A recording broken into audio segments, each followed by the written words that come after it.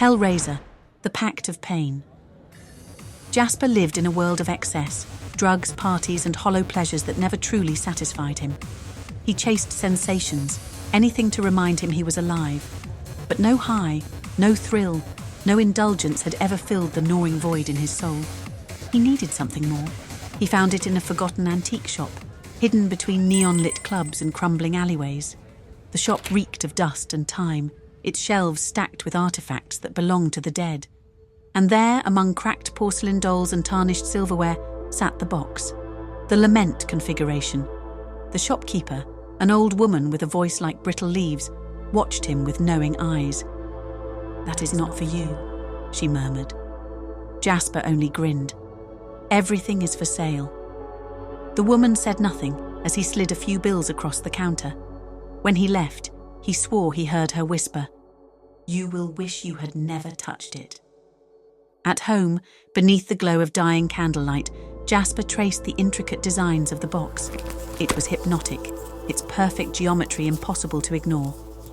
He turned it over in his hands, pressing his fingers along its grooves. A shift, a click. The box moved on its own. A guttural chime echoed through the room, vibrating in his bones. The air grew thick, suffocating as the temperature plunged. Shadows stretched unnaturally, creeping across the walls like living things. Then came the chains. They shot from the darkness, rusted and barbed, sinking into his flesh before he could scream. They pulled, tightening like hungry serpents, dragging him to his knees. Blood dripped onto the floor in thick, slow drops. And then they arrived. Pinhead stepped into the candlelight, his cold gaze impassive, his presence suffocating. Behind him, the Cenobites loomed, living sculptures of torment. One's ribs had been peeled open, lungs exposed like gory wings. Another had needles embedded deep into its skull, twitching with every breath. Jasper's breath came in ragged gasps. "You seek pleasure," Pinhead said, his voice like grinding steel. "But you have never known true sensation." Jasper tried to speak, but a hook pierced through his cheek, yanking his mouth open in a grotesque grin. No more games, Pinhead murmured. Only revelation. The Cenobites descended upon him, their hands impossibly cold, impossibly precise. They peeled him, strip by strip, carving intricate patterns into his flesh. The pain was indescribable, searing, exquisite, endless. Yet beneath it all, a terrible realization bloomed. This was pleasure, this was truth. His nerves were exposed, raw and trembling, yet his body did not break.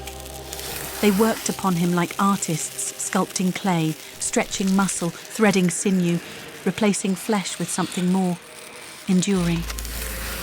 He screamed, but it wasn't agony, it was ecstasy. Pinhead knelt beside him, tilting his head as if examining a masterpiece. You have a choice, Jasper. The chains loosened, just slightly, enough for him to understand. You may fade into nothing, another soul lost to suffering. Or, Pinhead traced a gloved finger along Jasper's ruined cheek. You may become. Jasper's breathing was shallow, his body broken, but his mind awake. He understood now. This was what he had been searching for his entire life. A grin, bloody, jagged, spread across his ruined lips. I want more. The last thing Jasper saw before the darkness swallowed him was the reflection of his own disfigured face in the polished gold of the Lament Configuration. He had found his purpose. He had become Bloody Mary's Horror Stories. Watch, like, and subscribe.